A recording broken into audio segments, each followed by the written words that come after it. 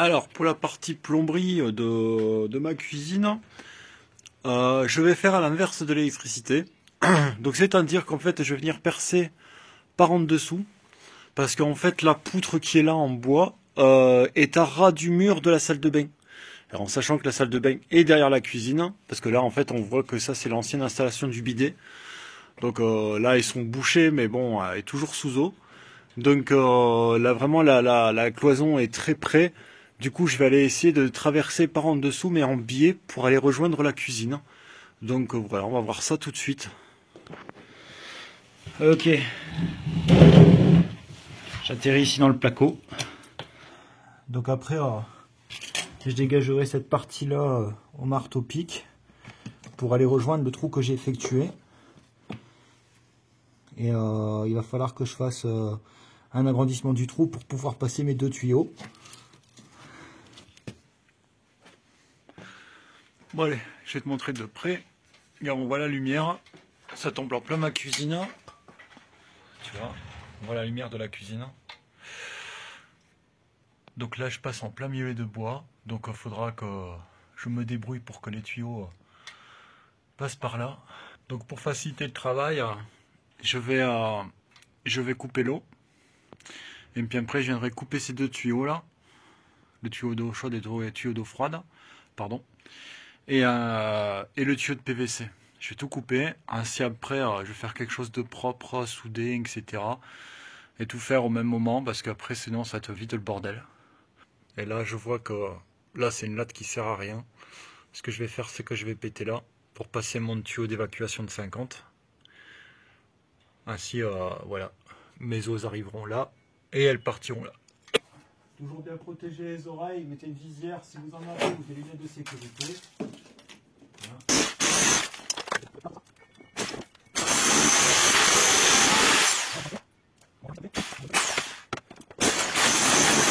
Bon, c'est nickel. Vous voyez, là j'ai pour l'arrivée d'eau et là mon évacuation de tuyau de 50. En plus, ça, c'est bien parce que là j'ai pété en même temps la partie du mur, j'aurai moins de travail. Je vais commencer par le tuyau de PVC.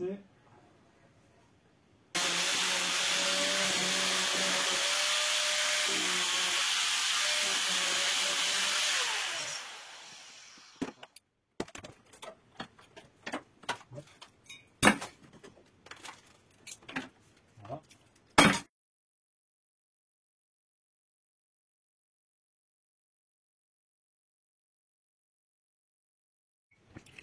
Donc en gros, sur les raccords que j'ai soudés sur le cuivre, en fait, je vais venir avec un raccord à sertir pour multicouche. Tu vois, je vais venir me visser dessus, ce qui sera beaucoup plus simple. Donc je vais venir comme ça sur chacun. Puis après, je vais partir avec un T. Donc là, en fait, c'est du diamètre 20. Tu vois, et là, c'est du diamètre 16. Tu vois, donc en fait, ça va être pareil des deux côtés pour les deux tuyaux.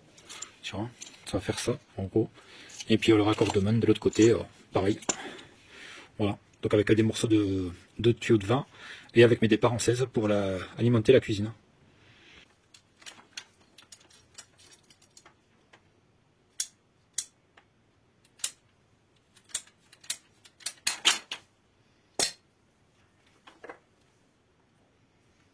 Donc, on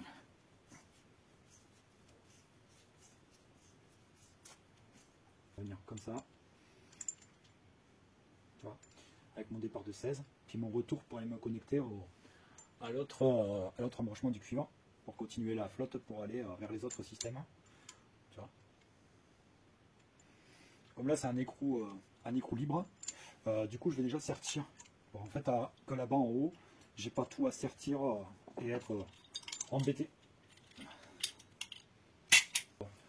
C'est le seul moyen que j'ai trouvé pour avoir mon 20-27 là et puis avoir un T qui continue, puis ma sortie en 16. Donc pareil, je vais sertir. Donc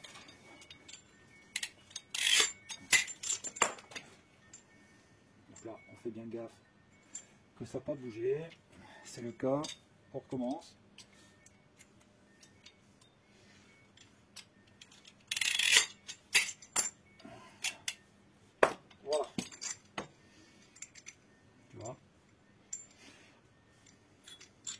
Donc il va falloir que j'aille monter ça là-haut et après rediriger mes tuyaux pour aller alimenter la cuisine.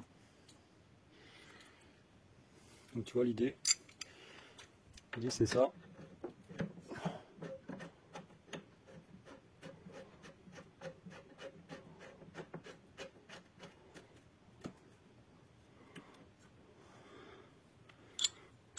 L'autre pareil. Tu vois. Hop. Là je vais pas les sortir, il suffit que ça monte. Ça c'est problématique. Bon normalement, ça devrait le faire. Hop. Donc là. J'arrive autour. Je peux longueur. Ah c'est suffisant. Donc en gros, voilà l'installation. Tu vois. Donc je me suis rejoint là sur le 2027 soudé. Tu vois, là pareil. Et je suis reparti avec mes 16 ans pour aller rejoindre la cuisine. Donc voilà, ça passe par là. C'est bétonné et tout, tout est tranquille. Pas une fuite.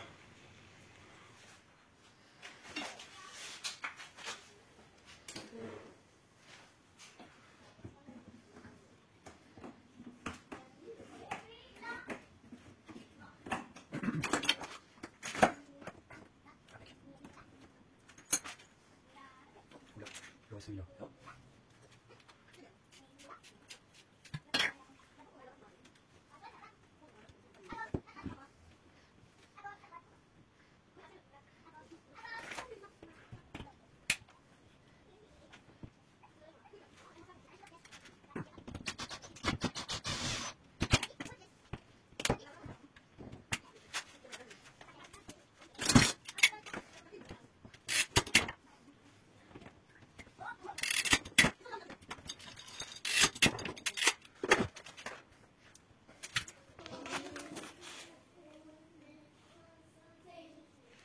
Comme tu peux voir pour l'évacuation, j'ai tout parti en 45 degrés pour éviter les bouchons et pour avoir un fluide dans mon évacuation.